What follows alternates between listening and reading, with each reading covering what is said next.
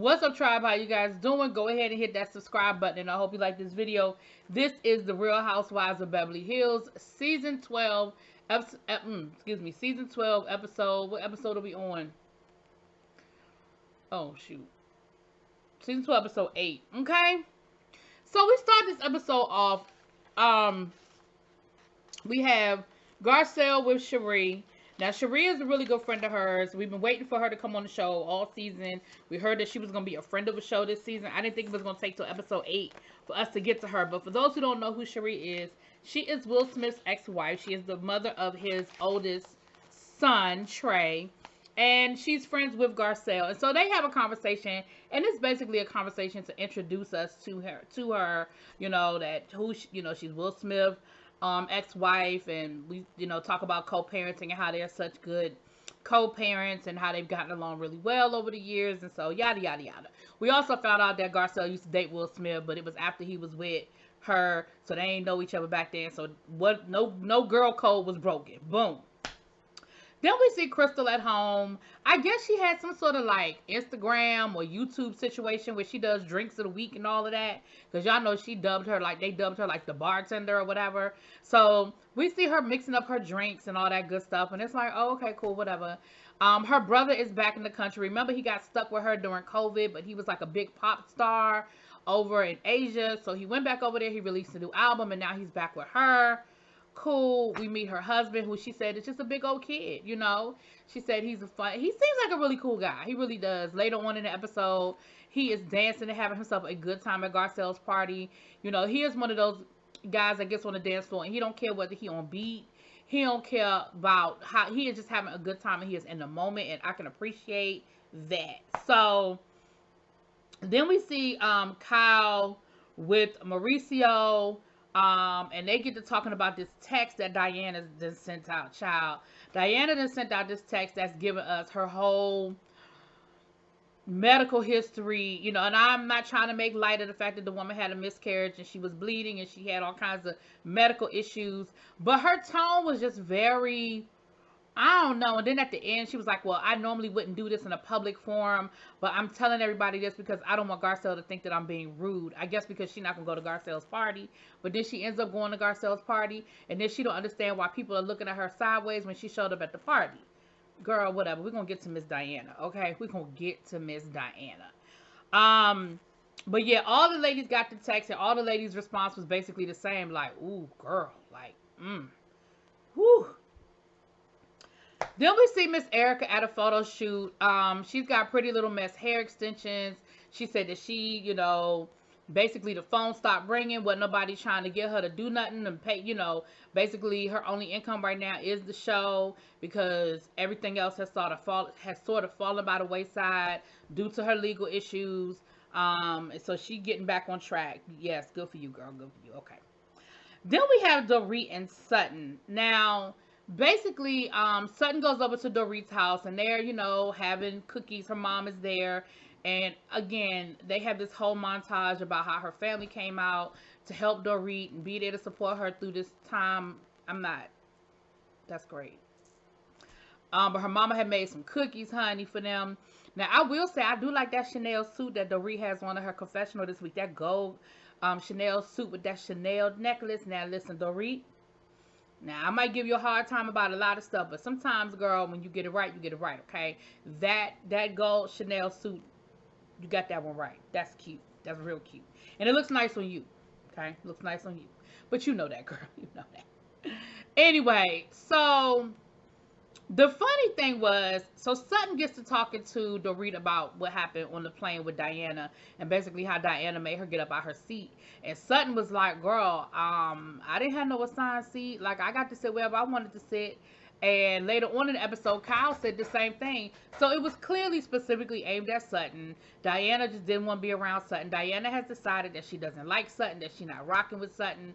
And it is what it is, okay? Now, Sutton said that she's been getting therapy, she's been getting testosterone shots.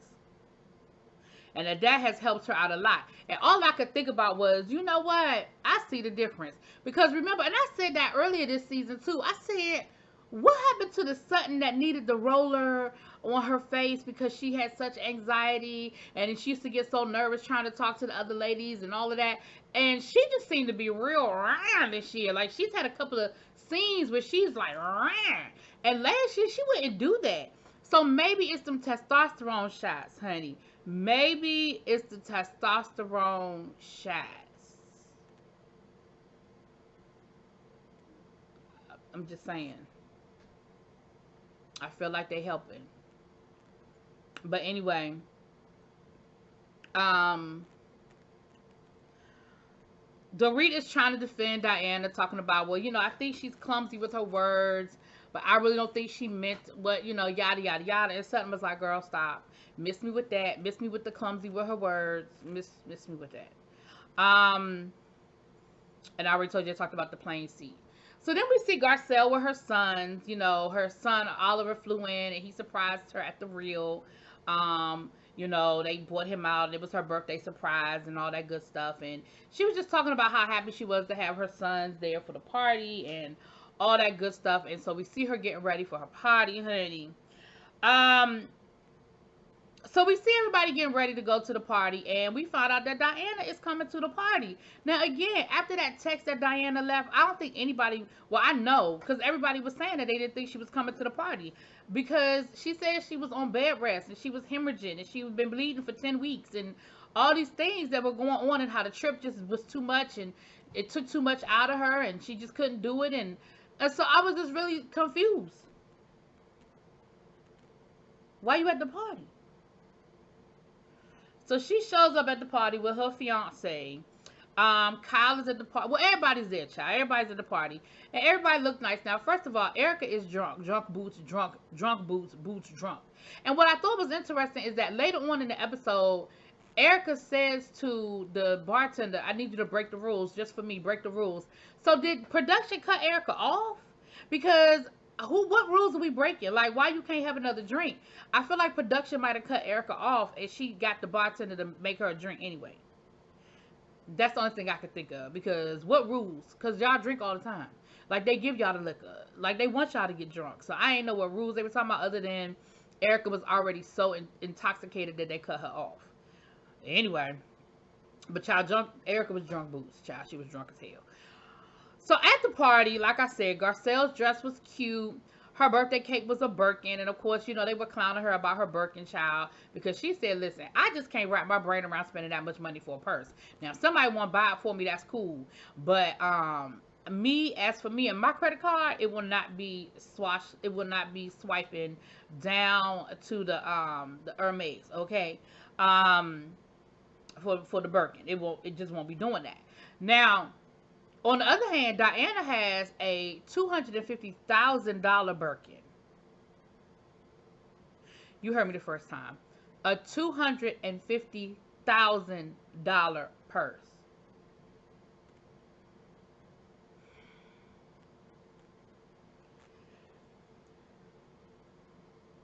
Then, of course, Kyle just has to, oh my gosh, she loves it so much, child. So, Erica and Sutton had another nice civil conversation. Again, listen, all we can do is just be happy for the small things in life, okay? It was a small miracle. We just happy for the small things in life, okay?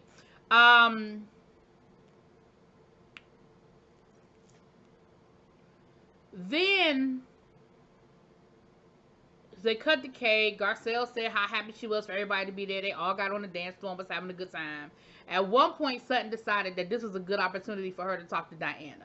Why she felt like this was a good time for her to talk to Diana, I have no idea why she thought this was a good time for her to talk to Diana.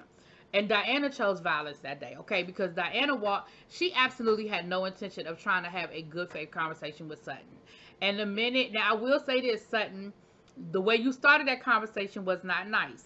Or wasn't cool, because the way you started that conversation off was you were talking about what, like basically questioning the fact that she was there. Like, well, I thought you were so sick. And Diana was like, so what I gotta do? Like, do I need to bring you a doctor's note or something? Like, I wasn't coming. I'm here now. It is what it is.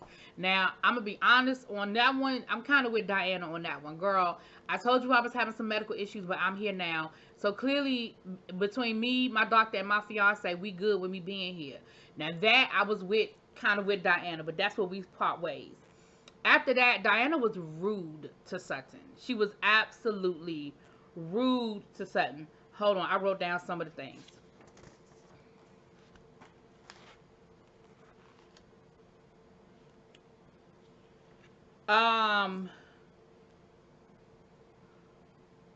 Kyle, let me just go through my notes before I get back to the argument. Child, Erica brought up Pantygate. She was drunk, talking about that. If y'all don't remember Pantygate, that goes back to PK and Dorit's first season where they went somewhere and Erica didn't have no panties on and PK was peekabooing. Okay, anyway. Sutton, Kyle was, of course, had to do a split because Kyle gets drunk and then she shows us that she was a cheerleader once upon a time, child. Diana was rude. This is what I wrote. Diana was rude and childish. She called Sutton fake and boring. Then she snapped at Garcelle. And Garcelle was like, you know what? You know what I don't have time for? I don't have time for this. You know why I don't have time for this? Because this is my party. And I'm going to go have a good time. I done paid too much money for this venue. I done paid too much money for these people for me to be sitting here arguing with you.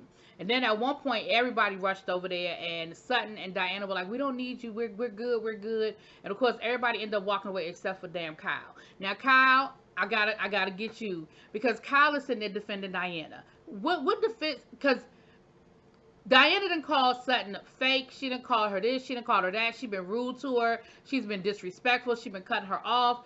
And the minute Sutton says something back, now all of a sudden you defending Diana. Kyle, if y'all don't get y'all lips off this woman's ass, I don't understand why y'all are kissing this woman's ass like y'all are. Y'all act like she the first rich woman y'all ever met. I don't understand it, Kyle. You sat there and saw how that woman was talking to Sutton, and you're defending her against Sutton. Like, Sutton was just responding. Sutton was giving the same energy she was giving. Like I said, the way she started the conversation, I felt was a little hokey. But on the flip side of it, girl, she was giving what she was giving. Then they had a conversation about how Denise did not come to the party. Garcelle said she was a little disappointed, and Erica was like, I told you that bitch wasn't coming. I told you. Child, Erica was drunk as hell, okay? But I do agree with Erica that I don't think that Denise is going to come anywhere near cameras. Like, she may have thought about coming until she found out y'all were filming, and she was like, nope, don't want it. Because I think she just doesn't want, she doesn't want it. She don't need it. She don't want it, right? And she probably thought maybe that Renner was going to be there. I don't know. So that was pretty much the episode. Like I said, Diana I'm done with her after this episode. The way she behaved, and she was pouting her lips, and she was like, if you're looking for a villain, here I am. If you want a villain, I'm here. Girl, don't nobody want you. What you mean if you want a villain? Who wants you? Who asked for you? I didn't send for her. What are you talking about? Well, you said you wanted a villain. I mean, not you said, but if you're looking for a villain, here I am. Nobody wants you. Anyway, I'm done with Miss Dirty Diana. Y'all let me know what y'all think about her. Anyway, I'm out. I'll talk to y'all later. Peace.